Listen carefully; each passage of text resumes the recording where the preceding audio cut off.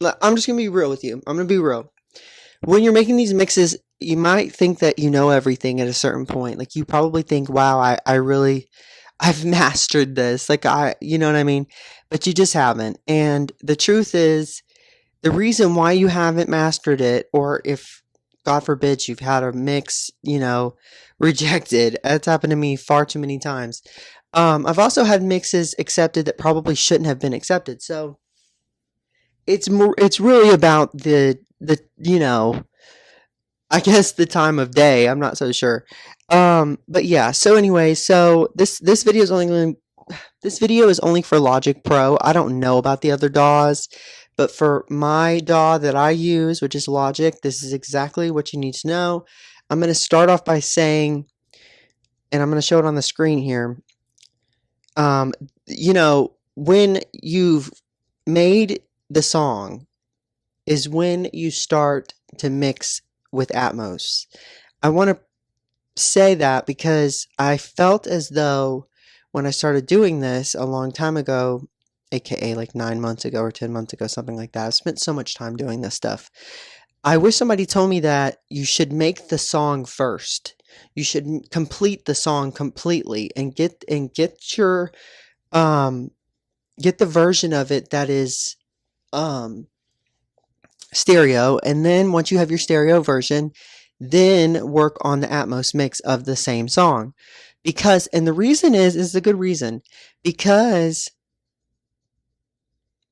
you're not going to have the assistance of, there's a mastering assistant, which is basically like the computer helping you, and it like partners with like Apple Music, and it like helps you master the music once you've created the song to make it sound the best and most, logical way of it sounding, right? And it really does. And so once you've done that and you switch over to Dolby, it just doesn't, it's not the same. It's not the same, and it's a whole new way of creating music. And I'm sure there's going to be people out there that say, Will, you're so wrong. You need to, do it this way or whatever. And you're probably right. But in my own scenarios with my music that I've made, I've noticed that things don't sound as good unless I've made the song first. And I used to think, oh, I don't know why this was, but I used to create things on, like GarageBand. And I thought that it sounded better because of that reason. No, the only reason why it sounded better was because it was already a finished version of the song.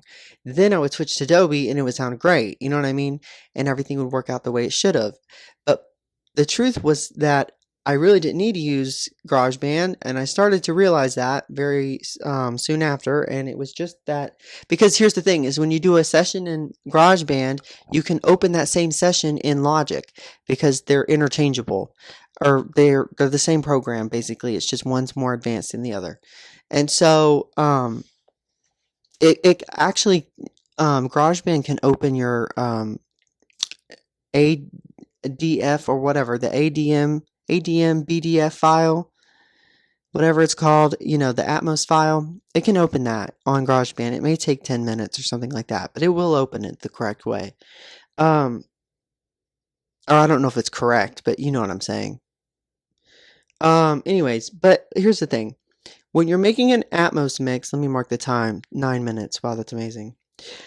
When you're making an Atmos mix on Logic Pro only, I don't know about the others, but when you're making it on Logic and you've gotten your render for stereo and you're switching over to Adobe after you've saved your work, let me preface, saved your work, because you might need to go back, you never know, and change something else that you may have, it's just a part of the process. Sometimes we create things and we want to change them before it's finalized, right? Especially whenever we're working with the music again, making a whole nother version of it. So, you know what I'm saying? With a whole new platform, you know what I mean? Because it really is a whole new way of making music. It's a surround format, basically, with objects in the room, and you can put them wherever you want in the room, and it's amazing, and I think it was made for movies, who knows? And it probably was. But I'm just saying now that Apple Music's made it a standard for music, you know what I'm saying? Things have changed. So anyways, the same way that you would treat surround beds, except here's the difference: is when you're making surround sound, you don't have the Dolby Atmos plugin. So, because it's surround sound, it's not Atmos. So here's the thing. The surround beds, because you're going to have surround beds, unless they're all stereo. They can all be stereo, but it's not going to translate as well. It's not going to render probably the exact way that you would want it to. But essentially, you would want all of the surround beds to be surround, and you would want any information that's fed to them, maybe from another surround panner or whatever, or objects. You want that information to be correct, and that's usually the way you do it, is because it's a surround format, in a sense, in a way to put it, whatever. So the surround beds are controlled only by the plugins that you put in before the Atmos plugin. It's going to show you an Atmos plugin on the screen like you're seeing. And before you do anything, you want to add the multi-gain before the Atmos plugin. Okay, first thing you list. Second thing you list is the limiter. Put the limiter on -1 dB. Okay, you're going to thank me later. It's going to help you a ton. And then you're going to want to put a level meter. And before the level meter, you might even want to put something else. There's sometimes available, I don't know why it's only sometimes for me, but it's a sometimes type of thing. There is the surround compressor. So sometimes that helps too. You never know. It's a sometimes thing, like I said. But then you're going to want the level meter to check out the sounds coming from your surround beds. And then the surround beds go into the Atmos renderer, and it starts to render. And then everything after the Atmos plugin is essentially just kind of warped all together, and it's usually the objects, or that is what it is. It's the objects in the mix that you have set up for individual, sounds in the room and everything, or panning of the room and things like that. All those unique, fun things that we can all do if we want to, or have the time, or, whatever the case is, you know what I mean? There are incentives for doing these types of things. That's a whole nother video though. Anyways, what I am demonstrating here is how you pan an object in a room and you latch it. So as you can see in the highlighted orange, I have created a latch for this particular object, and now I am moving it around as it's being moved with the music. I've also soloed that, so that way all you hear is the one sound that you are panning around, so that way whenever you're mixing, you're able to hear it. If you don't like the way I'm mixing it or whatever, that's fine too. It's up to you to not like it. I don't really care. You can do whatever you want, as long as the levels meet the standards that Apple has set in place. Right now, I'm demonstrating how to provide elevation or no elevation during a mix. I've already moved it around, and then I went back and I started again from the beginning of this object in this mix, and now I'm showing you how the elevation works in the room, because you cannot see the elevation from the panner, but you can see where it says elevation, and then that's just how it works. Okay, it's a very easy format. I don't know how the other ones look, but this is a very easy way of it being translated. I would assume it's probably one of the best ways of it being translated. But yes, this is how you do it. And then once you're done, you then would click on where it says latch and it's orange, and you would then click read, and then it would remember that you did that, and you can go through every sound, and you can go it doesn't matter which sound it is, you can go through every sound on there, and you can do what I'm doing as we speak. But the thing is sometimes you don't want things to move around the room. Sometimes you just want it to be an object in the room, and you want it to stay in the same place. In that case, like most of the time, I'd say drums for me, I wouldn't move around. I wouldn't move around bass a lot of the time, but sometimes it may be necessary. Who knows? It's up to you. Like I said, it's all you, as long as the numbers look the right way. But anyways, but yes, Um, it's really important that you get all the levels correct, and one of the best ways to do that is to use a dynamics processor. Also, I would say you need to use a limiter after the Atmos plugin, but you can also use an what is it called? An adaptive limiter after the Atmos plugin, not before. That's just what Apple recommends. And yes, you can do that, and it will mix with the objects. This is only for Logic, though, by the way. Like I've said that 1,000 times, but I'll say it again. So now I'm showing you where I'm going to put this object, which is my voice. Now, whenever I was mixing this, you could actually hear me talking as I was doing it, which that would have been fun, but, you know, it just cut out all the sound. I don't know why. It was stupid. But yes, so elevation, I'm showing you again with the voice, you know, wherever you want to put the voices in the room, that's fine. Do whatever you need to do. And then now I'm showing you how to use the level meter when you're playing the entire mix after you've placed everything where you want it to be placed. You want things to be around -12 RMS, true peak at -1, obviously, you know, that's just how it be. And so once you've done that, and this is correct to you after you've mixed everything together, there is only one other thing you really need to do, which is, and by the way, this is just before the Dolby Atmos plugin. Okay, this is the sounds from the surround beds, not from the objects, just the surround beds, which are those little circles down there, comparatively to the square ones, okay? And the square ones send information whenever there's highlighted blue things underneath, you know, where it says bus 7, bus 2, all that stuff.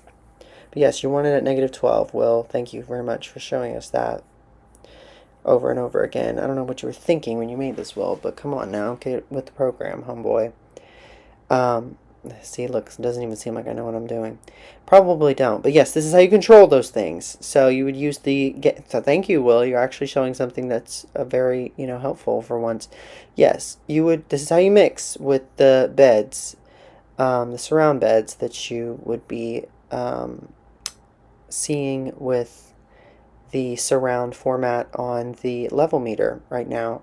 And so I'm demonstrating to you how to get those numbers correct here, which is very helpful, I would say. I wish I knew that whenever I was starting. But anyways, yes, this is only for the surround beds, and I wasn't even putting any of these things before the Atmos plugin because I just genuinely am hard-headed and I don't listen, I think, when people are speaking, but whatever. I watch so many videos on this stuff, but YOLO. You don't want that to look like that. You would like it. Okay, so you see the dynamics processor? Yes, that's going to help you get to the right numbers because you want that to say -18, not -13. So yes, so as you would start the mix over again, you would watch the number, see how it moves. Like I said, you don't want -13. That's far too high. They're going to reject that mix. So you're going to use the dynamics processor. The way that I do it is I would go over after I started the music over and, you know, and I'm starting to see what things are doing in the mix. I then go over to details on the dynamics processor and I start to increase or decrease the dB on the master gain. That's going to help you with making the sound the way that you want it to sound. The sound, because, you know, the reason why you're even mixing in Atmos at this point, because you finished the song. The only reason why you're mixing at this point is just to get the sound to get to -18 dB, because those are the restrictions that Apple has set in place. And you want the true peak at -1 dB. I think the reason why there are restrictions on Atmos mixes is because I'm not so sure that they can just, you know, downsize the volume or whatever. I'm not so sure how it all works. At the end of the day, it's very complicated and very weird, and the file sizes are enormous, and it's crazy. And if you want to know of a way to get the volume down, I would use the dynamics processor. I'm going to show you it on the screen, and that's going to help you out. Another thing is, or the last thing I'll say is, good luck. What I'm demonstrating here is how I would place these things in the room with the binaural render, and which is for headphone playback. I would always use the settings at the top the same way. I saw that on Adobe Atmos official video, and that's how they did it. Also set this to direct render right there under down mix controls, and then I always select the phase 90 with the 5.1 to 2.0, but you can leave that as is. It doesn't really matter. I don't know why I do that. I think I have autism. Who cares? I just do things the way that I feel are necessary, and they're probably not always that way. I think I know everything too, I guess, but that's just, one of my flaws. Anyways, but you can only do what I just did by changing everything by switching to the Dolby renderer. And any other renderer, it's not going to do that. You're going to have to use the Dolby renderer in order to do that. Also, that's why it says binaural. It's for headphone playback only. I mean, you can, do it on your speakers, but there's no reason to.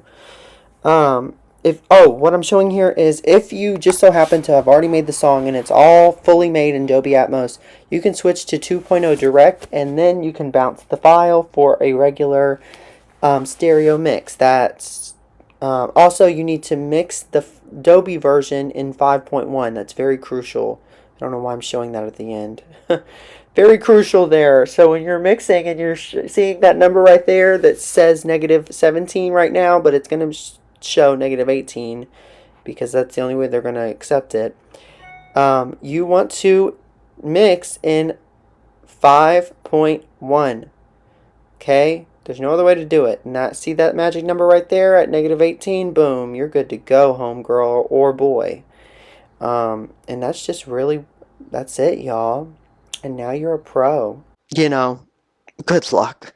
I've had a ton of luck with it, and I'll say I've had a ton of reasons why I wanted to literally freak out. You know what I mean?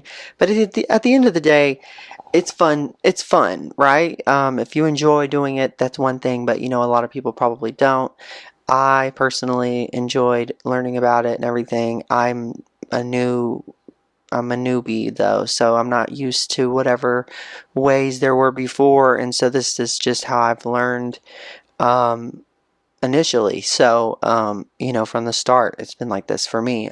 But that's been the goal, to make these mixes, and it should be for a lot of people. I think that's only my opinion though. That's for another video. But anyways, I'm also going to show in this video how to pan objects in the room using Logic Pro. I'm assuming if you're watching this video that you already know a thing or two about what I'm talking about. If you don't, that's fine too. I'm going to try to make this as simple and to the point as possible.